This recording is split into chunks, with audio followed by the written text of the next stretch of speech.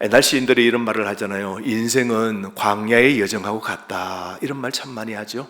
어떤 한국의 한 사람 보니까 사막만 횡단한 그런 사람이 책을 낸 한 권의 책이 있더라고요. 여러분, 사막을 들어가면 길을 잃어버리기가 쉽죠. 사막에 들어가면 물이 없습니다. 그래서 목마르기 쉬운 곳입니다. 그래서 때로 끝없는 모래 사막으로 가면 길을 잃고 때로는 목마름으로 인생이 힘들 뿐만 아니라 죽을 수도 있는 곳이죠. 그럴 때 우리 인생 여정 속에서도 사막과 광야 같은 힘든 일을 당할 때 우리는 종종 내가 지금 어디에 있지? 내 인생이 지금 어느 지점에 있는 거야? 앞으로 나의 인생은 어떻게 될까 하는 생각에 우리는 종종 빠지곤 합니다. 성경에 나오는 이스라엘 사람들 보십시오. 40년 동안 광야를 헤맸습니다. 여러분, 10년도 아닙니다. 4년도 아니에요. 40년입니다. 여러분, 우리 생애 40년을 인생의 고난만 40년이다 한번 생각해 보십시오. 집도 없고 길도 없고 꿈도 없고, 근데 늘 보는 거 뭐예요? 장사 지내는 것밖에 없어요. 그 1세대들이 죽을 동안 40년 동안 그 광야에서 약속의 땅 들어가기 전에 대기 상태잖아요. 늘 장사를 지내야 돼요. 20세 이상이 다 죽어야 새로운 세대가 약속의 땅에 들어가게 되지 않습니까? 이스라엘 백성들이 광야 40년 그 광야를 헤맸던 것처럼 우리 인생 지금 때로 길고 힘든 광야 여행같이 어떤 사람들은 느껴질 수 있을 겁니다. 지금 오늘 이 예배를 드리지만 마음속에 내 길이 안 보인다 이런 사람이죠. 내 인생 길이 안 보인다, 답답하다, 이제 어떻게 살지 이런 생각 들지 않습니까? 우리가 장례를 치르는 사람들에게 가면 이제 그 가족이 어떻게 살까 이런 생각 우리가 들기도 합니다. 우리가 힘든 일을 탁 맞고 인생에 꽝 하는 이 바위가 퉁 하고 우리 인생 앞길을 탁 가로막고 있고 깜깜한 것밖에 보이지 않을 때 우리는 나는 이제 어디로 가야 되지? 나는 이제 인생길을 어디로 가야 되지? 어떻게 살아야 되지? 하는 분도 계실 거예요. 요즘 힘든 일, 여러분의 걱정, 근심, 어떤 사건 때문에 여러분은 인생 여정 포기할 준비가 거의 되어 있는 지경에 어쩌면 이루고 있는 사람도 여기에 앉아 계실 겁니다. 여러분 중 얼마나 많은 분들이 요즘 난 피곤해요, 나는 힘들어요, 또 뭐래 그래요? 마지막에 난 죽겠어요. 여러분 여기 없나요? 지난 한 주간도 너무 힘들어요, 너무 힘들었다고, 지친다고, 잠잘 시간도 없다고, 하는 일이 이제 재미없다고, 직장도 바꿔야 되겠다고, 어떻게 살지? 이 고난 정도면 충분하지 이것보다 더 어려울 수가 있을까? 라고 그렇게 말하며 지낸 분도 계실 거예요. 우리 인생 여정은 많은 무게 때문에 매우 힘든 여정, 인생의 삶이죠. 하지만 여러분 꼭 기억하십시오. 우리는 혼자가 아닙니다. 하나님이 나와 함께 하십니다. 하나님이 광야에서 이스라엘 사람들과 함께 계셨듯이 우리 인생 여정에도 늘 함께 하시죠. 그래서 시편 23편 4절 말씀에 내가 사망의 음침한 골짜기로 다닐지라도 주께서 하나님께서 나와 항상 함께 하심이니라. 이 말씀처럼 말이죠.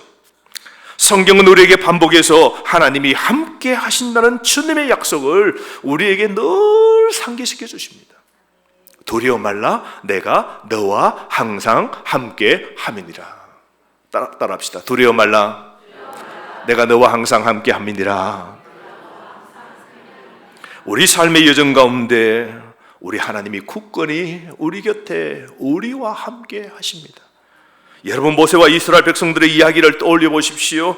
그들이 이집트를 탈출해서 자유를 찾으려고 했지만 광야에 험난한 여정이 펼쳐졌습니다. 하루를 살고 이틀을 살고 내일을 살고 막막한 것이죠.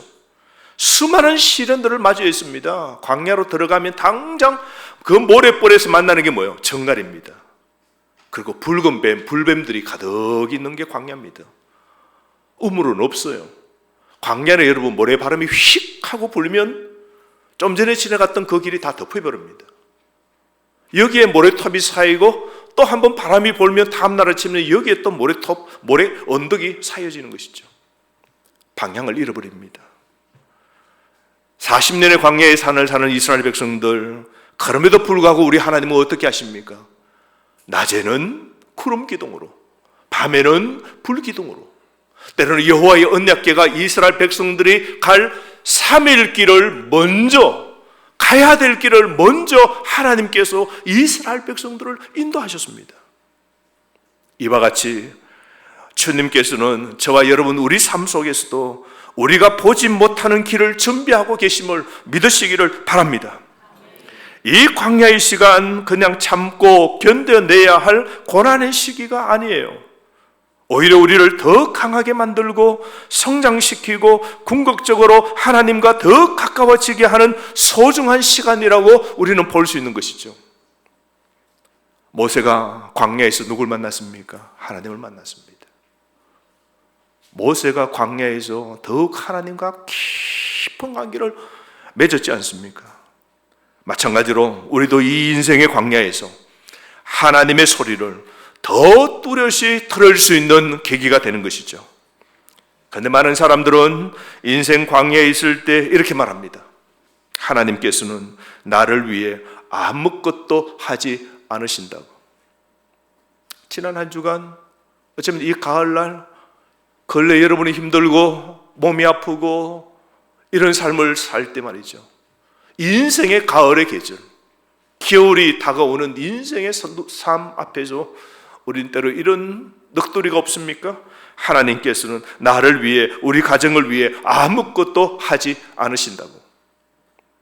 주님께서 그들을 위해 길을 만드실 수 있는지 의심하는 사람들이 참 많습니다. 많은 사람들은 때때로 저에게 묻습니다. 목사님, 하나님께서 저와 제 가정을 위해 아무것도 해주신 게 없어요. 하나님이 저에게 해주신 게 없어요.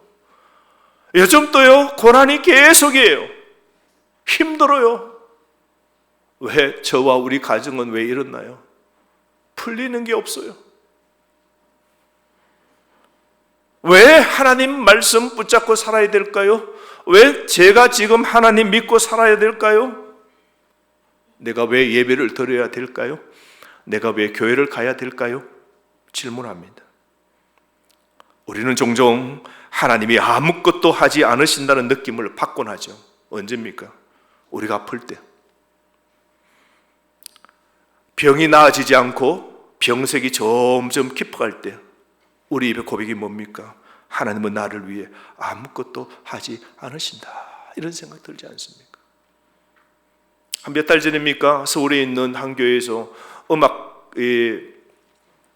연습한다고 우리 교회를 토요일 종일 빌렸어요. 토요일 종일 빌렸습니다. 그때 목사님도 더불어 오셨죠. 그래서 제가 목사님 만나고 이런저런 이야기했는데 목사님이 내가 요즘 몸이 안 좋아요 그러시더라고요. 건강하실 줄 알았는데 병원에 갔더니 목 여기 부분도 뭔가 혹이 하나 지금 잡히는데 수술하기가 상당히 위험하다네요. 수술하기가, 그 집도하기가 딱 위험한 그런 지점이 있잖아요. 칼을 잘못대면, 신경을 건드리면, 여기서부터 내려가는 모든 신경의 조직을 건드리면 손도 발도 때로는 뭐가 이게 또 못 쓸 수 있다 말이죠. 수술하기가 힘든 부분에 뭔가 혹 같은 게 지금 잡혀서 의사가 계속해서 살펴보자 그러죠. 자고 일어나면 손은 퉁퉁 붓죠. 간은 또 안 좋죠. 부모로부터 내력을 받아서 부모님도 안 좋고 저도 안 좋고 심장은 늘 벌럭벌럭거리고, 그래서 보기는 멀쩡하지만 제가 걸어 다니는 종합병원입니다 그러는 거예요. 그러면서 하나님께 기도는 합니다만 참 나는 이렇게 병 걸릴 줄 몰랐다고. 근데 병 걸린 사람들의 마음은 여러분 늘 그게 걱정 근심이죠. 이게 어떻게 더 커질까? 이거 어쩌면 더 신경을 꽉 눌러버리면 어떻게 되지? 그 삶이 여러분, 하나님이 날 사랑하신다면 내가 예배드리고 내가 하나님을 더 가까이 가는 사람인데 하나님은 나에게 관심이 없는 듯 하세요. 왜 내가 이런 질병에 걸려야 될까? 이런 생각들 들지 않겠습니까? 때로 우리가 고통이 가중될 때 마찬가지입니다. 하나님이 나를 위하여 아무것도 하시지 않으신다, 이런 생각 들죠. 또 우리는 원하는 일들이 빨리 되지 않을 때 하나님은 내 기도도 안 들어주신다고, 하나님은 나를 위해 아무것도 해주시지 않으시오라고 우리가 생각합니다. 여러분, 하나님이 나를 위해 아무것도 하지 않으신다고 느끼는 두 가지 주요한 이유가 있습니다. 그 첫 번째가 하나님에 대한 의심입니다. 우리가 하나님에 대한 의심이 있을 때 하나님은 나를 위해 아무것도 하지 않으신다는 생각이 확 드는 겁니다. 하나님을 믿고 싶어 하지만 진정으로 믿지 못하는 사람들이 요즘 계속 늘어납니다. 사람들이 하나님을 적극적으로 문제를 해결해야만 믿음을 가질 수 있다고 생각하죠. 믿지 못하고 의심하는 사람은 주님이 개입해야 한다고 믿지만 그런 사람들은 하나님에 대한 신앙을 갖고 싶어 하지 않습니다. 그러나 여러분, 신앙은 종종 즉각적인 결과가 아닌 지속적인 믿음이 필요한 겁니다. 두 번째로 여러분, 자격지심입니다. 스스로를 하나님 축복을 받기에 부족하다고 느끼는 것이죠. 왜냐하면 내가 과거에 잘못한 것 때문에, 죄책감 때문에 하나님은 나에게 잘해 주실 리가 없다고, 내가 지은 과거의 죄 때문에, 이 죄책감 때문에 하나님이 자신을 돌보지 않을 것이라고 그렇게 믿는 사람들이 있습니다. 그러나 여러분, 성경은 하나님이 우리의 과거의 잘못이 아니라 지금의 믿음을 보시는 겁니다.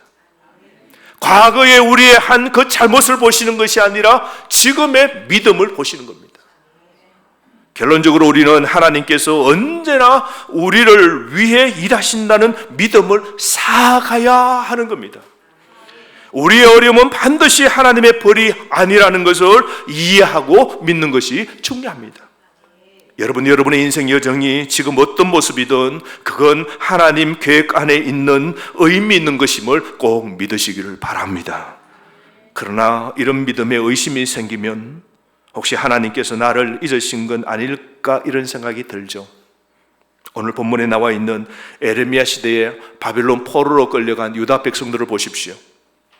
기원전 586년도에 바빌론의 느부갓네살 2세가 예루살렘을 쳐들어옵니다. 그래서 그때 예루살렘 성전은 다 그들의 손에 의해서 무너지고 유다 왕국은 결국 멸망하게 됩니다. 그래서 많은 유다 사람들이 전부 다 포로로 끌려서 2000km를 떨어진 바벨론 땅으로 포로로 끌려갑니다. 끌려가다가 굶주려 죽고 병들면 군인들이 죽이고 어린아이들이 울면 귀찮다 성가시다고 그 아이들을 그냥 돌에다가 돌짝에다가 그냥 던져서 아이를 죽입니다. 고난과 슬픔을 안고 포로로 끌려 바빌론 땅으로 가서 유배지에서 살게 됩니다. 그들의 그 끌려가 노예로 삶을 사는 것 어떻겠습니까? 극심한 고난과 절망이 꽉 차 있습니다. 이러한 암울한 상황 속에 에레미야는 하나님의 메시지를 전달해야 됐는데요, 그 메시지의 핵심이 오늘 이 본문, 오늘 4절에서 11절에 담겨 있는 겁니다. 자, 보십시오. 이 상황은 유대인들이 포로로 다 끌려갔습니다. 나라는 다 망했습니다. 집은 다 떠날 수밖에 없고 그 집은 다 부서졌습니다. 어떤 사람은 남편이 죽었고 어떤 사람은 아내와 자식들이 다 죽었습니다. 노예로 남나라에서 이제 산다는 것, 회복은 하나도 보이지 않습니다.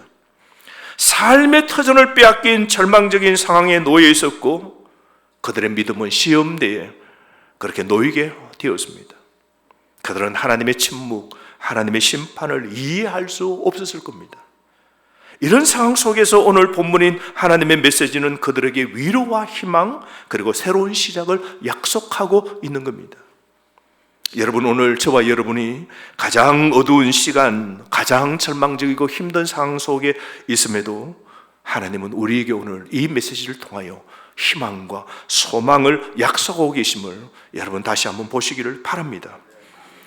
오늘 하나님께서 오늘날 저와 여러분들에게 통일하게 말씀하시는데요, 요즘 길이 안 보이고 인생이 막막하고 절망적이고 고난과 고통밖에 없고 하는 일들이 잘 풀리지 않을 때 우리가 어떻게 해야 될까요?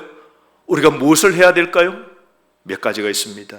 오늘 하나님 말씀하십니다. 그 첫 번째가 폭풍우 속에서도 하나님의 계획을 붙잡으시기 바랍니다. 여러분, 하나님은 보십시오. 포로로 끌려간 그들에게 그 상황 속에서 살도록 하나님이 명령하십니다. 4절에서 7절 말씀 보십시오. 포로로 남나라에 끌려간 사람들이 뭐 소망이 있겠습니까? 포기하고 살죠. 그런데 하나님 뭐라 그럽니까? 끌려간 그 땅에서 뭐요? 집 짓고 정원 가꾸고 결혼하고 자녀를 낳으라고 그럽니다. 포로로 끌려간 상황에, 절망적인 상황 속에 손 놓고 지내지 말고 열심히 소망을 품고 살라고 그럽니다. 당장의 해방이 아니라 삶의 터전을 잡고 일어서서 그 삶의 자리에서 살아가라고 말씀하십니다. 여러분, 이해가 되십니까? 오늘 하나님이, 오늘 여러분이 질병 걸려 있고 고난이 있고 자녀의 문제가 있고 아픔이 있고 끙끙거리는 문제가 있어도 포기하지 말고 믿음으로 오늘도 그 가정에서, 믿음 속에서 우리 교회 안에서 신앙의 삶을 끝까지 살아가라고 하나님이 말씀하시는 겁니다. 하나님은 먼저 믿음의 터전을 닦으라고 말씀하시죠. 여러분, 하나님은 오늘 우리에게도 오늘 정착하라고 말씀하십니다. 불 속에서 빨리 꺼내달라고 매달릴지 모르지만 하나님은 아니야, 내가 너를 이 계절에 연단하고 있단다. 하나님 말씀하십니다.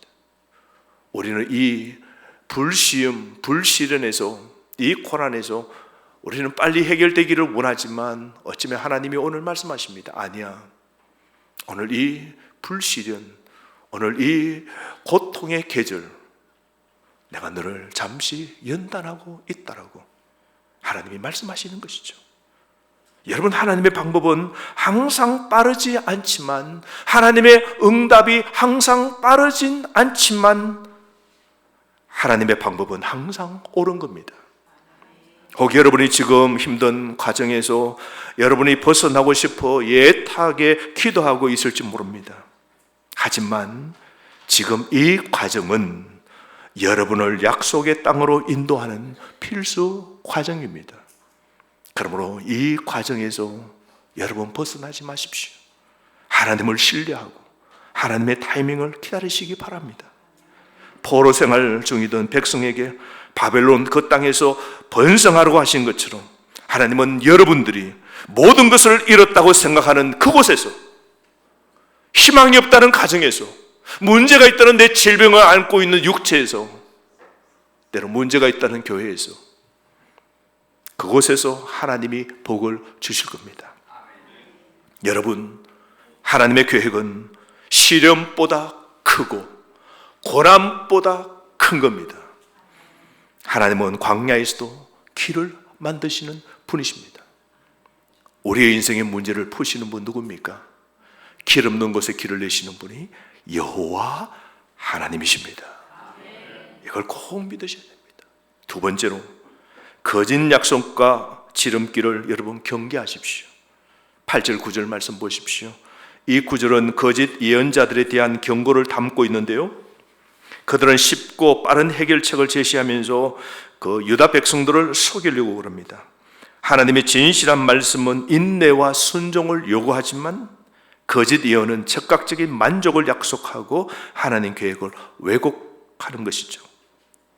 이러한 구절은 오늘날에도 속임수가 참 많습니다. 여러분, 만사형통이라고, 당신 문제가 곧 해결된다고, 그런 메시지를 많은 사람이 듣기를 원하죠. 책을 붙잡고도 뭐요? 성공하는 7가지 법칙, 그죠? 24가지 방법을 하면 인생의 문제는 풀린다고, 이렇게 하면 돈길이 열리고, 이렇게 하면 인간관계가 풀리고, 이렇게 하면 직장에서 승진한다고. 우리를 속이는 이 세상의 빠른 길, 쉽게 얻게 되는 그런 빠른 해결책들을 제시하는 것들이 너무 많습니다. 이러한 거짓 메시지가 넘쳐나는 세상 속에서 하나님의 말씀에 대한 끊임없는 분별과 순종을 우리는 가져야 됩니다. 8절 9절에서 하나님은 경고하시죠. 포로 생활이 곧 끝날 것이라고 속삭이는 거짓 선지자들을 조심하라고 말합니다. 그러니까 하나님 뭐라고 그랬어요? 70년 동안 너희들은 바벨론 땅에서 살 것이라고. 그러니까 70년은 산다고 그럽니다. 어떤 사람 나이가 지금 70이에요. 70년 뒤에 회복된다면 여러분, 자기하고 상관없는 일이 될 수 있죠.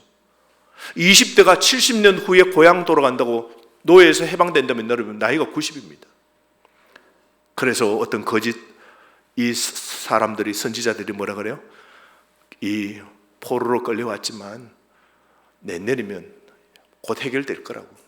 바벨론의 왕이 좋은 왕이 뽑히면, 정치가 바뀌면 해결된다고. 돈 열심히 벌고 하면 그냥 출세해서 내년이면 비행기 타고 간다고. 사람들이 이렇게 거짓의 소리를 듣게 만들고 거짓 사람들이 이런 거짓의 소리를 선포하고 있는 겁니다. 여러분, 오늘날에도 쉬운 답과 빠른 해결책만을 제시하는 이런 소리를 경계하십시오. 하나님의 타이밍은 우리의 타이밍과 다릅니다.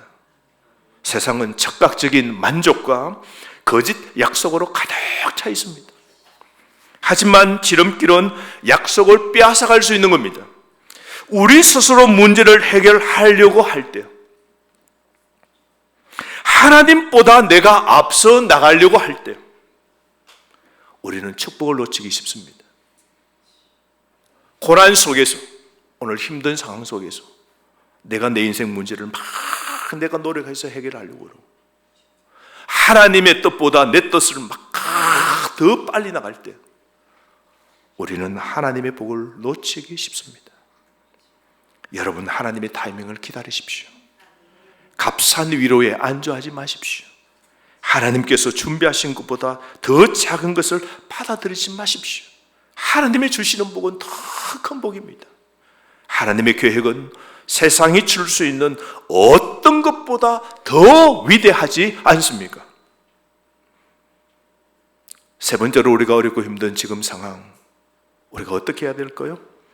회복의 약속을 꼭 붙잡으시길 바랍니다. 10절 말씀 보십시오. 10절 다 함께 한번 읽어보실까요? 시작. 차면 내가 너희를 돌보고 나의 선한 말을 너희에게 성취하여 너희를 이곳으로 돌아오게 하리라. 하나님이 약속하셨습니다. 70년입니다. 바벨론 땅에서 70년이 차면 너희들이 돌아오게 될 것이다. 하나님이 회복을 약속하신 겁니다. 70년은 그들의 예상보다 더 길고 그들이 원했던 것보다 더 긴 시간입니다. 그러나 하나님의 그 약속은 완벽합니다. 생각보다 오래 기다리고 있을지 모르지만 하나님 약속은 확실합니다. 회복은 분명히 다가오는 겁니다. 주님께서 길을 만드시기 때문입니다. 그러니까 하나님이 바빌론 땅에 사로잡혀간 그 백성들이, 유다 백성들이 70년 후에는 돌아오도록 시간이 점점 갈수록 하나님 뭐 하세요? 돌아오는 길들을 하나님이 점점 준비하시는 것이죠. 여러분, 돌파구를 위한 정해진 때가 우리에게 있는 것이 아니라 하나님께 있는 겁니다. 70년은 그들에게 너무 길고 힘든 시간이지만 하나님의 타이밍은 완벽합니다. 기다림이 길지라도 하나님 약속이 확실합니다. 여러분, 회복이 다가오고 있는 겁니다. 여러분에게 돌팔구의 때가 있습니다. 믿으시기를 바랍니다. 하나님의 계획은 우리를 해치는 것이 아니라 미래와 희망을 주는 것입니다. 절망 속에서도 그러므로 하나님은 여러분의 미래를 이루고 계십니다. 그러므로 여러분, 우리의 기다림은 헛되지 않습니다. 지금 왜 이 문제가 안 풀릴까? 이건 지금 어떻게 할까? 답답하고 힘들어하지만 하나님은 상상 이상의 것을 준비하고 계시는 겁니다. 왜요? 하나님은 저와 여러분을 잊지 않으시기 때문입니다. 여러분, 광야에서의 시간은 쉽지만은 않다는 것 여러분 잘 알지 않습니까? 인생이 호락호락하는 게 있던가요? 쉬운 게 있던가요? 인생은 호락호락하지 않습니다. 하지만 하나님은 우리가 지나는 이 광야 인생 여정 속에서도 늘 우리를 위하여 새로운 길을, 복의 길로, 생명의 길로 주님이 예비하고 계신다는 사실을 여러분 믿으셔야 됩니다. 우리 눈에는 안 보일지 모릅니다. 하나님이 내 가정을 위하여, 우리 교회를 위하여 지금 또 길을 내시고 보수하시고 새롭게 하시고 이루어 가시는 하나님의 역사가 우리 눈에는 지금 안 보일 줄 몰라도 하나님은 여러분과 여러분의 가정과 우리 교회를 위하여 일하고 계신다는 사실입니다. 메마른 우리의 삶에 생명의 강이 흐르도록 하시고 하나님은 우리를 위해 길을 만들고 계심을 여러분 꼭 믿으시기를 바랍니다. 하나님은 여러분을 잊지 않으십니다. 여러분의 고통 속에, 여러분의 지체 속에, 여러분의 혼란 가운데서 하나님은 일하고 계십니다. 여러분의 미래는 하나님 손에 안전하게 달려있고 주님께서는 길을 만드시고 계시는 겁니다. 그러므로 여러분, 하나님께서 여러분의 삶에 지금 이 순간에도 놀라운 일을 하고 계심을 여러분 꼭 믿으시기를 바랍니다. 비록 지금은 깜깜하고 답답하고 도대체 이 문제가 어떻게 풀릴지 지금은 아무것도 안 보일 수 있어요. 그러나 저편에서 하나님이 나를 위하여 지금 길을 내고 계심을 여러분 믿고 하나님께 감사하며 기도하시기를 바랍니다. 여러분 지금 고난과 힘듦과 어려운 가운데서 이런 광야 속에서 우리가 기억해야 될 것은 하나님은 관계를 통하여 길을 내신다는 겁니다. 우리가 지금 고난의 문제, 힘든 문제가 있을 때 하나님은 이 문제가 해결되기보다는 저와 여러분의 자신이 하나님과의 관계가 회복되기를 원하시는 겁니다. 어쩌면 우리의 문제가 하나님과의 관계가 일그러졌기 때문인지는 모릅니다. 우리가 하나님과 멀리 떠나고 둘째 아들 탕자처럼 아버지 집에서 멀리 떠나서 아버지의 대화가 단절되고 아버지의 관계를 차단시킨 둘째 아들에게는 아버지의 복이 없는 것이죠. 그 아버지 복이 점점 잃어버리게 되는 것이죠. 하나님은 어쩌면 지금 이 고난, 저와 여러분의 이 고난 속에 하나님이 원하시는 것은 하나님과의 관계 회복을 원하시는 겁니다. 하나님은 여러분을 불에서 건져내는 것만이 아니라 불 속에 함께 걸어가기를 원하십니다. 그러므로 여러분 탈출구만 찾지 마십시오. 하나님 내 질병을 낫게 해주세요, 나에게 돈 주세요, 내 자녀가 잘 되게 해주세요 라고만 하지 마십시오. 하나님은 여러분의 마음과 삶, 여러분의 상황 속으로 들어오시기를 원하십니다.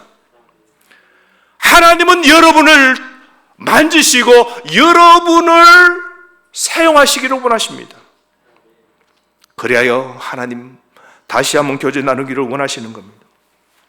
그래서 주님께서 길을 만드시지만 가장 위대한 길은 그분께로 가는 길입니다. 우리 인생길 이 고난과 믿음으로 살기만 한다면 걱정 마십시오. 반드시 하나님이 저기에서 우리를 향하여 살 길을 지금 길을 내고 계시는 것이죠. 이 산과 산 너머 저 산에서 터널을 뚫기 시작합니다. 그죠? 뚫고 들어갈 때마다 깜깜하죠. 아무것도 안 보입니다. 가다가 곡괭이를 가지고 삽을 가지고 파다가 나중에 지칩니다. 근데 반대편에서 뭐요? 큰 기계로 바위를 갈아버리는 기계로 뚫고 들어옵니다.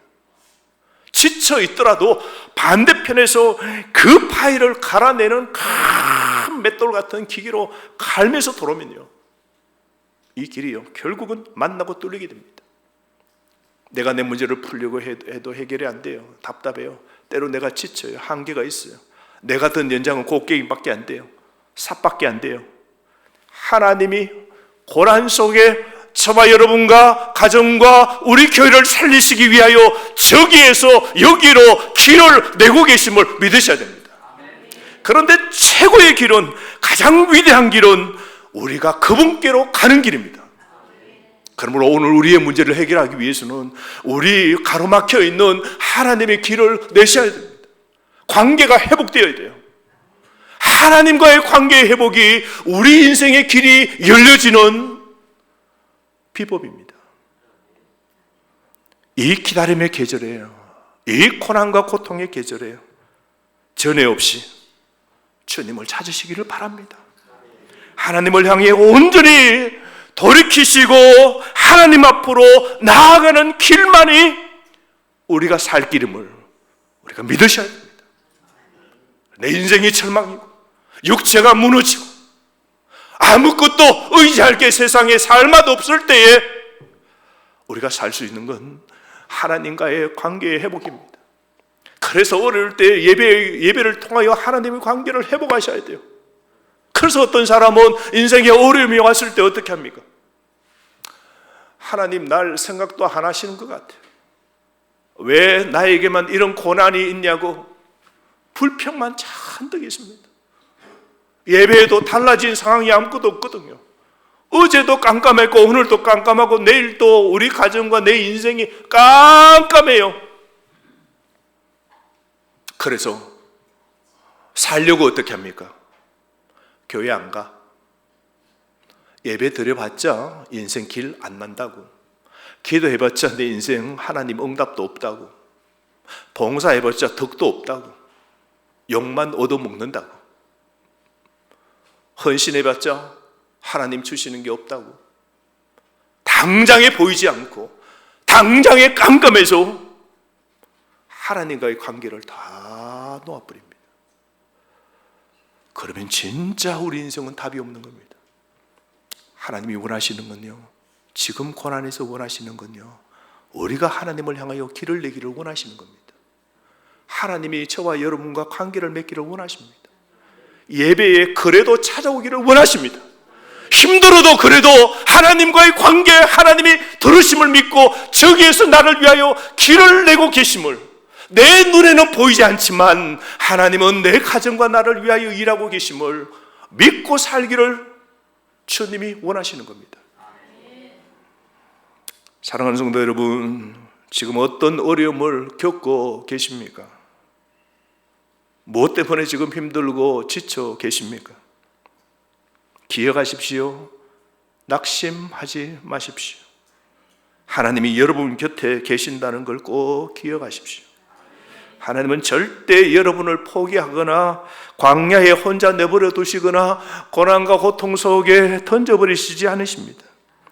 이 힘든 시간을 통해 여러분을 더 강해지고 하나님을 더 깊이 알아가도록 하나님이 만드시기를 원하십니다.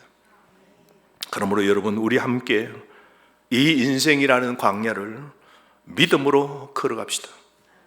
때로 힘들고 아플 수 있지만 우리 여정 끝에 하나님이 약속하신 좋은 것들이 기다리고 있다는 걸 잊지 마십시오. 끝까지 우리 서로 응원하고 격려하면서 하나님의 인도하시는 대로 한 걸음 한 걸음 걸어나가기를 원합니다.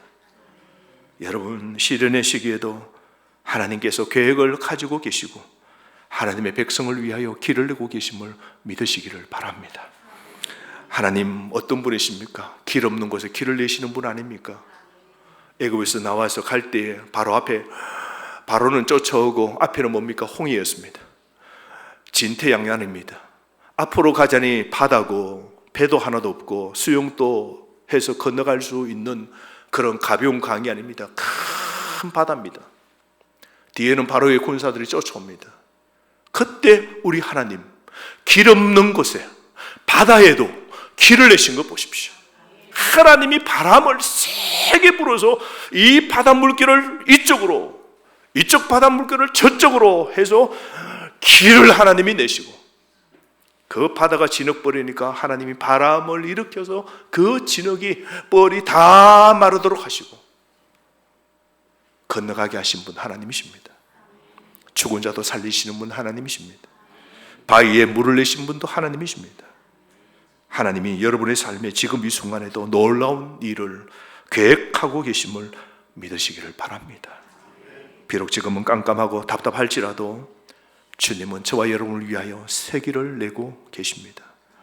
포기하지 마십시오.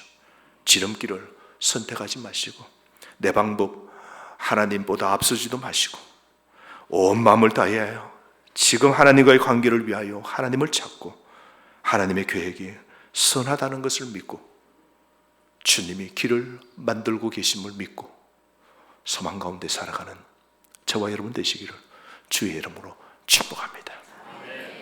주신 말씀 가지고 우리가 한번 기도했으면 좋겠습니다.